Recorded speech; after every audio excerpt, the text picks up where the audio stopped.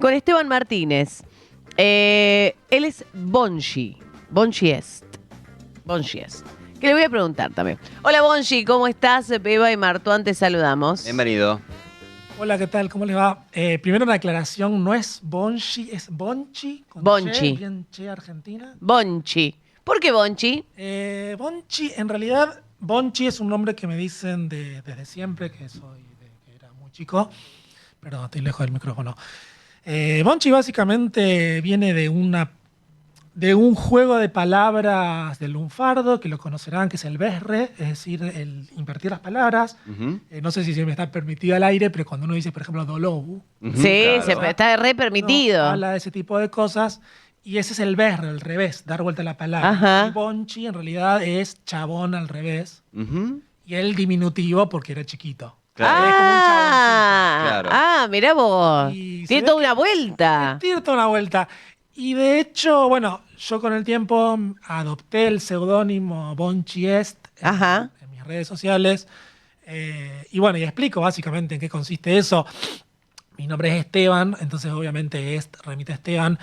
Pero bueno, tiene que ver con una especie de juego de palabras en la lengua latina, que Est significa el verbo ser, estar. Claro. Claro. Es como en el inglés cuando dicen, por ejemplo, it's Mario, por decir una cosa, que dice es Mario, pero en cierta forma está diciendo soy Mario. Ujú. Entonces, presentarme como Bonchi es un juego oculto de palabras, de decir soy Me Bonchi. gusta, me y al mismo gusta. tiempo, Te digo que no es tan obvio que sea de Est de Esteban. ah, No es tan obvio. No es tan obvio. Yo dije, ¿por qué será Est? Claro.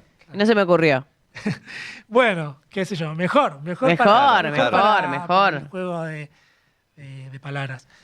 Bueno, ¿qué podemos llegar a decir? Te hemos convocado allí, Hernán Secato ha hecho lo suyo para que hoy estés presentes con nosotros. Nosotros arrancamos el programa hablando un poco de la filosofía, mezclando quizás un poco esto con algunos procesos o algunas cuestiones puntuales que Sí. han pasado en la semana. Siempre nos gusta comenzar el programa un poco repasando los temas más importantes de la semana, mezclándolo quizás con palabras adecuadas, ¿no? Para poder también expresarnos frente a lo que pasa en la realidad y en nuestra cotidianeidad, pero hablar de filosofía siempre ha sido muchas veces como un misterio para mucha gente, ¿no?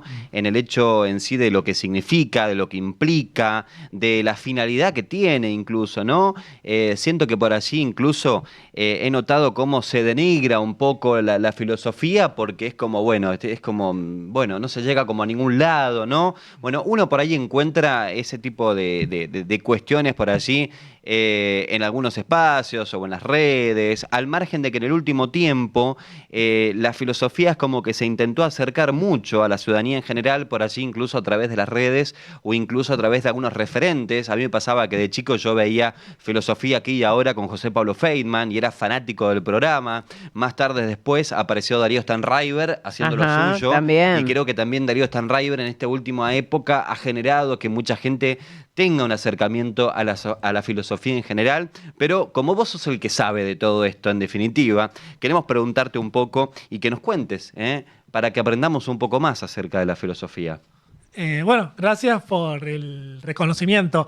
En general, con respecto a cuestiones de filosofía, es difícil establecer quién sabe y quién no. Es como que la propia problematicidad de la pregunta te llega a decir que un experto profesional no necesariamente es la persona más adecuada para captar la sensación o la vibración de una época artística, cultural, política, científica. Es como que la filosofía ciertamente es un misterio. ¿Qué emergencia hay en cada época y qué formas adopta en cada época? No obstante, existen tradiciones. A mí me llama la atención que Hernán me haya encontrado tan rápido. Y eso quizás tenga que ver con el hecho de que la ciudad de Santa Fe es una ciudad universitaria donde, por ejemplo, existe la carrera de filosofía, la carrera de licenciatura y profesorado de filosofía, además de otras carreras terciarias como en el Normal o en el Instituto Castanera, donde se estudia curricularmente la filosofía. Pero bueno, una cosa es la filosofía curricular y otra cosa es la filosofía viva. La filosofía viva. Yo no me arrogaría la pretensión de ser un filósofo vivo, ni ser un filósofo. Es complicado porque el gremio me dice que filósofo es el que tiene el título y trabaja de eso. Ujú. Pero en cierta manera es como que ser filósofo es como a los otros le dicen sos filósofo. Uno no puede decir de sí mismo que es filósofo. Como uno no puede ser un escritor. Un escritor son los otros. Yo te reconozco como escritor, no, yo soy un escritor. Pero bueno, me gusta mucho que hayas mencionado a José Pablo Feynman y a Darío Stanraiver, porque yo cuando empecé filosofía también empecé con ellos. Ujú. Y fue como una referencia muy útil y muy valiosa. José Pablo Feynman durante mucho tiempo, hasta la actualidad, sigue formando parte de mi interpretación histórica de la filosofía. Ujú. Es decir, ahora uno lee los autores, los libros, etcétera, y las discusiones, pero es como que la interpretación histórica de lo que hace José Pablo Feynman en sus libros y también en su programa de televisión, que es como que lo vuelca allí, sigue siendo como muy valioso. Entonces, y de la misma manera, Stanraiver, el innombrable, como salía en su programa de radio, eh, a mí particularmente no me gusta mucho su perspectiva porque tiende a ser más posmoderno, más derridiano, más literario, que a mí me gusta mucho la literatura, pero que no es tan político como Feynman. En cambio, Feynman tiene una posición más tradicionalmente de izquierda, de un movimiento político, Ujú. militante, y a mí personalmente eso me conmueve. También me gustaría mencionar algo que puede llegar a ser mal considerado, si se quiere, que es la serie de televisión Merlí. Merlí es una Ujú. serie catalana que salió hace un tiempo.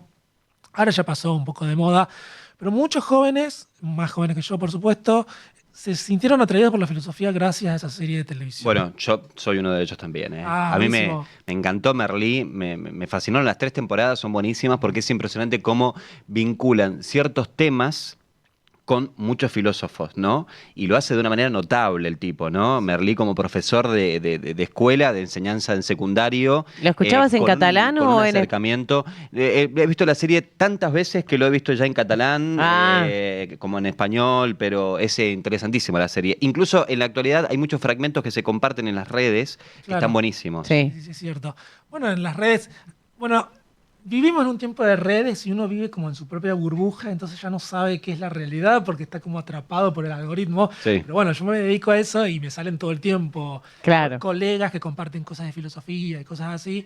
Y ya no sé, yo me imagino que la mayoría de las personas no suele tener ese contacto tan permanente, Claro. bombardeo de filosofía. Pero sí, habitualmente alguien comparte algo y y Merlí tiene esa capacidad de sintetizar muy brevísimo y al mismo tiempo contarte una historia romántica, Ujú. una historia de un drama que estaba viviendo justo el alumno en esa época. Y bueno, es muy interesante. Eh, yo no sé si... Yo paso con- te sí. quiero preguntar algo, Bonchi, porque, bueno, que ya que te tenemos acá, y nosotros queríamos hablar con un filósofo, ¿te podemos preguntar qué es la filosofía? Bien, bueno, perfectamente. Justamente yo tenía preparado un esquema de ese tipo de cosas. No me quiero poner muy pedante o muy disertador, pero bueno, a mí me parece muy interesante que escuché muy al principio del programa que hablaban de las preguntas, como que la filosofía se asocia a las preguntas, y eso es fundamentalmente así, es correcto. Eh, lo interesante de la pregunta es que una respuesta ya está de alguna manera insertada en la pregunta. La manera en la que preguntamos una cosa determina en gran medida qué es lo que vas a responder gracias a esa pregunta. Entonces, aparece una cuestión típica en todo filósofo, en toda persona que se haya dedicado a eso, que es la crítica, el momento donde uno cuestiona todo lo que sabe, todo lo establecido, todo lo conocido, y hace una pregunta o varias preguntas, y luego de hacer la pregunta, bueno, se dedica a responder las preguntas. Pero es como que la pregunta ya está condicionando qué es todo lo que sigue. Pongo un ejemplo de la vida cotidiana, esto tiene que ver con la lingüística, tiene que ver con otras cuestiones literarias, gramaticales, que es, no sé si algunas veces les pasa, quizás sí, quizás no, ustedes se dedican a cuestiones así comunicativas, entonces quizás no tienen ese problema, pero quizás sí pueden percibirlo en otras personas o personas, amigos o personas cercanas, que son las discusiones que se suceden cuando hay desacuerdos. Una Ujú. persona dice, no, yo no te dije eso. yo te estoy diciendo tal cosa. Y dices, no, pero lo que me importó, lo que me dolió fue la manera en la que me dijiste. Entonces, aquí aparece una cuestión muy interesante que quisiera analizar así estructuralmente, que doy un ejemplo de 3 preguntas, que son la misma pregunta, pero que la forma en la que uno la realiza es distinta. Al margen de la entonación, porque una cosa es decir...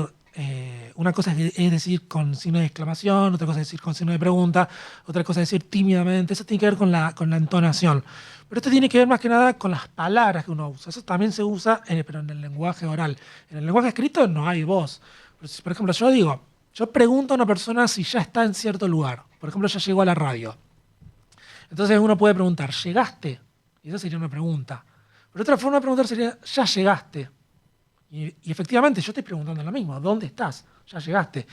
Pero ahí yo estoy agregando como un componente de ansiedad, si se quiere. No es lo mismo. Estoy de alguna manera condicionando cuál va a ser la respuesta que yo te voy a dar. Sí, ya llegué enojado, o sí, ya llegué conciliador. En cambio, si yo te pregunto, ¿todavía no llegaste? Ya hay como un componente de acusación en la pregunta. Entonces, en este tipo de preguntas, en la lógica, que es una de las disciplinas de la filosofía, en todos los casos estoy preguntando lo mismo. Claro. ¿Vos estás en un lugar o no estás en un lugar? Sí. Como que objetivamente estás en tal lugar o no. Pero la forma en la que yo te pregunto determina cuál va a ser tu respuesta. Entonces, esa, en chiquito, digamos, un poco banal si se quiere, es la forma de preguntar y de establecer, condicionar qué es lo que yo voy a preguntar. Al margen de que en el habla viva, en el habla de un audio de WhatsApp, por ejemplo, el tono, el volumen en el que hablo las cosas, si estoy calmado, si estoy ansioso, si estoy nervioso, ya determina lo que yo voy a decir. Pero basándonos en el texto escrito, las palabras que uno lee ya de alguna manera están condicionando qué es lo que yo voy a recibir. Entonces, claro, una persona puede decir, no, yo te dije tal cosa, y efectivamente, lógicamente, me dijo tal cosa. Pero la forma, las palabras que utiliza, determina cuál va a ser la actitud de la otra persona con respecto a eso. Y eso sería una forma un poco cotidiana de establecer hasta qué punto el preguntar es tan importante a la hora de responder. Entonces, me parece que es fundamental eso con respecto a la elaboración de la pregunta.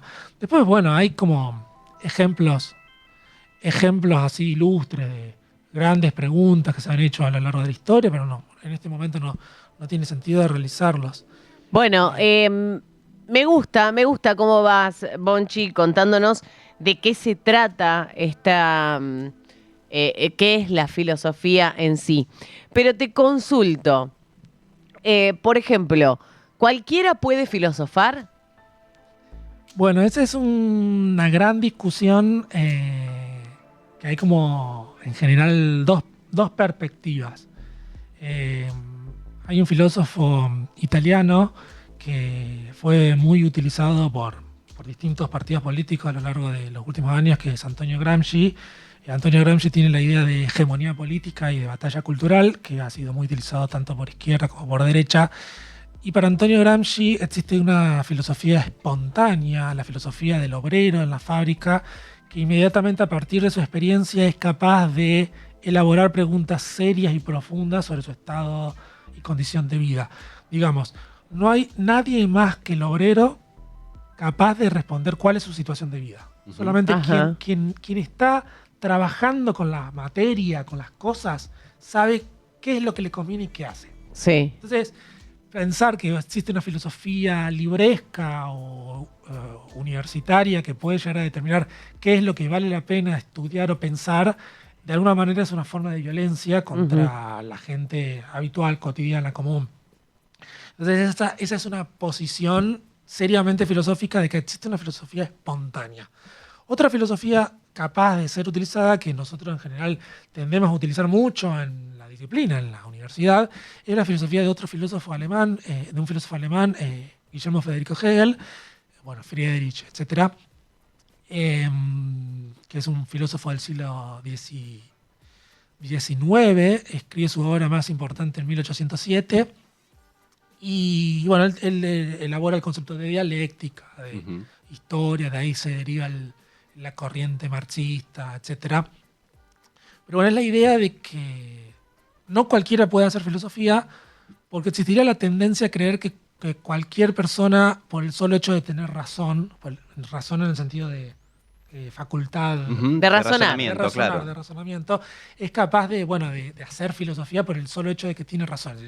Si yo puedo pensar, bueno, puedo hacer filosofía, pero bueno, lo que dice Hegel es que existe existe un oficio, así como un zapatero hace zapatos con cuero, etcétera, con clavos, con todos los elementos que permite hacer un zapato. No cualquiera, por el hecho de tener un pie, puede hacer un zapato. Claro. Ah, me gusta esa manera de entenderlo. Bonchi, perdón que yo te vaya interrumpiendo, no quiero interrumpirte. No, perfecto. Pero me surgen muchas dudas respecto a esto. Y por otro lado, me pregunto, bueno, primero te pregunté qué es la filosofía, después te pregunto, ¿cualquiera puede filosofar? Y ahora se me fue la pregunta que te quería hacer, pero la voy a encontrar en mi cabeza, porque está dando vuelta por ahí. Otra de las preguntas era si... ya sé, ya me acordé. Tiene que ver con esto de la inmediatez y mi ansiedad que me provoca que vos hablas lento, pausado, comunicando. Y en esta era de la inmediatez es como, bueno, no, dame una respuesta de esto, dame una respuesta de lo otro. Y además existe también las redes sociales donde nos dejan conceptos. Entonces estamos, y me incluyo, muchos repitiendo conceptos sin profundizar en eso.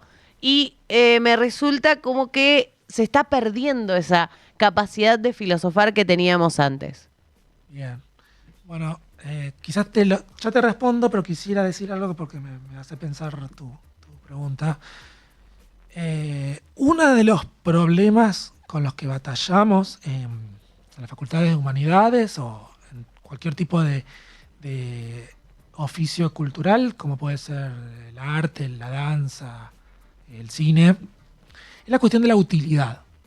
Es la cuestión de que todo tiene que rendir de una manera económicamente y se justifica delante del mundo en la medida que de su capacidad de generar dinero. Ujú. Entonces, Sí, la ley de glaciares es uno de ellos. Por ejemplo. Sí, en otro momento podemos hablar de cuestiones ambientales o ecológicas, pero bueno, nos desviaríamos mucho en este momento. El punto es el siguiente. Se considera que todo tiene que tener una utilidad y esa es la lógica de las redes sociales, incluso si uno lo hace gratuitamente, supuestamente, porque hay gente que tiene éxito y monetariza ese tipo de actividades. Pero incluso si uno lo hace gratuitamente, parecería que todo tiene que ver con la cantidad de likes, con la cantidad de visualizaciones, con la capacidad de pregnar en la otra persona y generar sensación o viralidad. Y eso en definitiva es una forma de internalización del capitalismo. Todo tiene que rendir, todo tiene que tener una capacidad productiva. Hay un filósofo, yo no lo conozco mucho, que es el coreano Byung-Chul Han, que habla de este tipo de cosas. Pero vuelvo a la cuestión de la utilidad. Bueno, en general, a mí yo me enojo mucho con colegas de filosofía que plantean una versión demasiado romántica en el sentido del siglo XIX, de la literatura del siglo XIX. Ujú. Autores como, qué sé yo, Víctor Hugo, no sé, o el cuadro de La libertad guiando al pueblo, de la mujer esa con la bandera francesa, Ujú. todo ese tipo de exuberancia romántica, excesiva, pasional. Bueno, existe una visión de que el arte no tiene que servir, como que el arte tiene que servir de una forma de contemplación y no tiene que rendir a nivel monetario. Y yo personalmente, atravesé muchos problemas que no son problemas así graves en el sentido de terminar en la cárcel y tener una vida terrible o que se me muera un padre, pero sí fueron problemas que a mí en general me sacudieron mucho y yo encontré en la filosofía una forma de mantenerme a flote en la vida. Ujú. Y esta actitud reflexiva que vos notás, que bueno, que lo hago a mi pesar porque no lo hago a propósito. No, me gusta, no lo bardeé, lo halagué. No, lo entiendo. Es una forma de utilidad en el sentido de que sirve para vivir mejor. Entonces, existe esta visión de que las humanidades o incluso las ciencias básicas, como la física o la química, que no tienen una utilidad práctica a diferencia de la ingeniería, estamos hablando de ciencias fundamentales para entender la vida, si no tienen un rendimiento económico no sirven. Ujú. Y las humanidades en general, además de que tienen un funcionamiento claro a la hora de democrático, de establecer conciencia social para poder ejercer ciudadanía, etcétera, sirven para vivir mejor. Y las artes sirven para vivir mejor. Y esa es una forma de utilidad que, quiero hacer la aclaración, no es inmediata. Es una utilidad mediata. Es una utilidad que llega después. Que si vos decís, yo voy a rendir tanta plata voy a conseguir con esto, estás equivocando el camino, entendiendo mal lo que son las humanidades. Las humanidades llegan siempre tarde, de una forma que no terminás de entender cómo de alguna manera 10 años después te encontrás con que hay gente que de repente es capaz de desarrollar un montón de ideas recopadas. Me gusta tu remera de Spinetta. Spinetta tiene una entrevista con que dice, vayan a la universidad con la idea de hacer algo muy copado, de hacer algo bien polenta y romper todo con una novedad. Y bueno, las humanidades en cierta manera sirven para potenciar el intelecto humano. Entonces, bueno, existen los profesionales, como bueno, yo que soy estudiante avanzado de la carrera, etcétera, pero y que nos dedicamos y discusiones re minuciosas que a veces resultan totalmente absurdas, que estés 2 años discutiendo si en un párrafo aparece tal palabra o tal otra. Claro. Que es una locura. Bueno, a mí me parece una locura. A mí me van a matar si alguien me escucha. Pero me parece que toda la población en general tendría que estar de alguna manera barnizada, si se quiere, de filosofía, de arte, de cine, de música. Y esas cosas no se obtienen como decir, voy a escuchar 15 discos para rendir y volverme inteligente. Como decir, como me compro un libro y digo, ¿quiere usted ser culto en 10 días? Claro. Eso no funciona así. Claro. Bueno, Claro. existen programas, yo no lo conozco mucho este programa, pero programas culturales, con orientación cultural, que de alguna manera sirven para fermentar ciertas ideas y que uno después, más tarde, le quede redondando. Reflexione, claro. Reflexione y Claro. potencie la capacidad, Claro. de la vida cotidiana. Yo puedo llegar a ser carpintero, no sé, carnicero o abogado o lo que sea, pero el hecho de que pueda llegar a entrar en contacto con las artes y con la cultura y con las humanidades, de alguna manera fermenta la capacidad reflexiva y hay una cuestión que nos vuelve más sensibles y más amables. Claro. Ay, claro. me gusta esta reflexión. Hay algo, yo no quiero echarme flores a mí mismo, porque capaz que mucha gente me escucha y dice, este tipo es re aburrido, yo no me lo banco. Pero creo que cierta reflexión o cierto tiempo para hablar es algo que en cierta manera nos vuelve menos agresivos, Claro. que nos vuelve más comprensivos con el otro. Y fíjate vos también, porque la radio muchas veces, las comunicaciones, funcionan siempre a través de un intercambio práctico, rápido, simple, chau, hablamos, nos vamos a otra cosa, venimos. Y fíjate también lo importante que es tomarse el tiempo para poder contar de esta manera esto, ¿no? Eso es lo lindo también de poder representar o poner de relieve, ¿no? Cuando hablamos un poco de eso que nos hace reflexionar, que nos queda, como eso residual que nos queda allí, que nos forma, sin dudas, y que nos permite otorgarle la importancia que se merece, ¿no? Claro. Sí, Pero- a mí me parece que, bueno, digamos, existe un momento para la reflexión, existe Claro. un momento para el trabajo, existe un momento para el amor, etcétera. Claro. Un sábado es un muy buen momento para Para reflexionar. reflexionar. Pero- Sí, para bajar un cambio también. Claro. Estamos quedando sin tiempo. Hoy tenemos un programa un poco más acotado de lo que tenemos habitualmente. La verdad que nos encanta esta apertura, este primer panorama que nos traes o este primer pantallazo. Imagino que han quedado 300.000 cosas para poder contar y decir claramente. Creo que desde nuestro lado también. Sí. Nos gustaría por allí que nos puedas hacer una definición a modo de cierre, porque la idea es que puedas venir, invitarte a que podamos seguir hablando de todo esto. Porque la verdad que esto nos va dejando un poco, ¿no? Un camino para ir trazando, para que sigamos aprendiendo y sigamos otorgándole la importancia que merece, ¿no? A esto. ¿Qué podríamos llegar a decir como cierre quizás dentro de todo lo que hemos filosofado quizás en estos minutos? Como cierre, bueno, la pregunta en general era ¿qué es la filosofía? Bueno, no me quiero extender demasiado, pero si ustedes googlean, por ejemplo, ¿qué es la filosofía? O libros que se llaman ¿qué es la filosofía? Se van a encontrar con que hay muchísimos libros con ese título. Ujú. Y no autores principiantes, precisamente, sino grandes filósofos de la historia de Occidente. de la Stan humanidad. Rider y Pablo Feynman tienen Tienen uno. un libro que Yo se tengo llama el de ¿Qué es la Feynman, filosofía? claro. Claro, que es ¿qué es la filosofía? ¿Qué es la filosofía? Y bueno, entonces, no me acuerdo quién decía esto ahora, que decía, el último libro que tiene que escribir una persona es un libro que se llame ¿Qué es la filosofía? Mirá. Entonces, Ah. yo me escapo un poco con la pregunta de que, bueno, me metes en un aprieto, pero volviendo al esquema que tenía preparado para este encuentro, lo fundamental que tiene que quedar claro es que ¿qué es la filosofía? Primero, es una pregunta. Entonces, la filosofía quizás tenga que ver con el arte de hacer preguntas y de hacer buenas preguntas, sabiendo que probablemente no tengan respuesta, pero ya en el momento de preguntar estás condicionando qué es lo que vas a responder. Entonces, en ciencia también funciona de la misma manera. Uno hace una hipótesis, le pide al experimento que te responda físicamente. Cuando uno pregunta qué es la filosofía o qué es tal cosa, qué es la valentía, qué es el amor, qué es la injusticia, la manera en la que uno plantea el problema es la mitad del trabajo. Ujú. Habitualmente los grandes filósofos tienen 3/4 parte del libro que están criticando y cuestionando y demoliendo todo, y al final te tienen una respuesta que vos te queda como, bueno, esto no me sirve para nada. Claro, claro, claro. ¿Y ahora qué hago con esto? Claro. Bueno, lo vivo, lo interesante es que, bueno, el lector es el encargado de responder esa pregunta que alguien hizo correctamente. Entonces, volviendo a la cuestión, cerrando nuevamente con esto, de que la filosofía no es inmediata, bueno, es una forma de tirar semillas y ver dónde caen, y si caen en un terreno fértil, quizás brota algo y alguien le responde en algún momento. Entonces, ¿qué es la filosofía?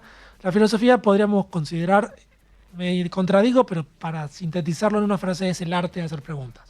Me encantó, me encantó. Qué lindo. Bueno. Bueno, gracias, Bonchi, por esto. Bueno, muchas gracias. No sé si ¿Tenés redes sociales? tengo redes sociales. Sí, y tenés un canal de YouTube también. Tengo un canal de YouTube. Nuevamente aparezco en las redes sociales como Bonchi Est, como suena. Ya te estoy siguiendo, Bonchi. Ahí lo vamos a buscar, claro. Aparezco en mis redes como en Instagram, pero bueno, en mi canal de YouTube aparezco como Bonchi Est. Ahí tengo una serie de videos donde hablo de determinados autores, a veces reflexiones mías.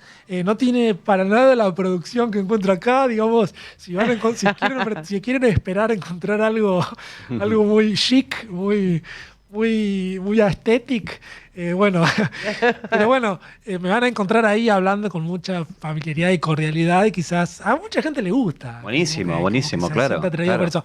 Y también tengo un canal un blog de Substack, que es una red social para gente que escribe. Ajá. También aparece como Bonchi Est. Ahí escribo cuentos o digamos artículos, si se quiere decir, de donde hablo. En general lo que hago es escribir uno de esos artículos y posteriormente lo transformo en un video, como a modo de guión Qué bueno. o de orientación. Así que si hay mucha gente que lee mucho, que por ahí le molesta estar 20 minutos viendo un video porque lo leen en 5 minutos. Claro. Hay otra gente que no lee y que se siente totalmente... Prefiere ver un video, claro. Prefiero ver un video. Por eso me gusta que existan esas dos versiones, como una versión más amable en YouTube, que cada cual puede encontrar su ritmo, y de última también puede encontrar más fino en el papel, no el papel, pero escrito En el texto, claro. En el texto. Me encantó. Y bueno, eso. Y bueno, en las redes sociales como Instagram, eso ya es algo más personal, más de mi vida cotidiana, que está abierto para todo el mundo, pero bueno, ya eso es un poco más raro. Bueno, de todas maneras, acá en el Zócalo, en este momento en pantalla, tienen al menos el canal de YouTube ahí para poder buscarlo, seguirlo y estar atento a todo el contenido que compartís. Bonchi, gracias por venir, ¿eh? Bueno, muchas gracias a ustedes. Espero que me sigan llamando. Por supuesto. No tan a las apurones, por favor. Oye, No, Hernán, no, pero en vamos. cuestión de Pero minutos hoy te fue convocó. impresionante cómo te consiguió Hernán Tremendo, en cuestión tremendo. de segundos. Así que bueno, no, la próxima te avisamos con tiempo. Claro, sin dudas. Gracias por venir, ¿eh? Bueno, muchas gracias. Hasta la próxima. Bonchi Est, hoy hablamos de filosofía, por supuesto. Nos vamos a permitir tomarnos algunos minutos en cada sábado para poder compartir y hablar de esto, que siempre, bueno, queda tanto por decir, ¿no? Uf. Pero lo iremos desarrollando sábado tras sábado. Estamos a 5 minutos de llegar a las 5 de la tarde. Hacemos una nueva pausa. Quédate que hay mucho más de por ahora. Hasta las 19. Por ahora.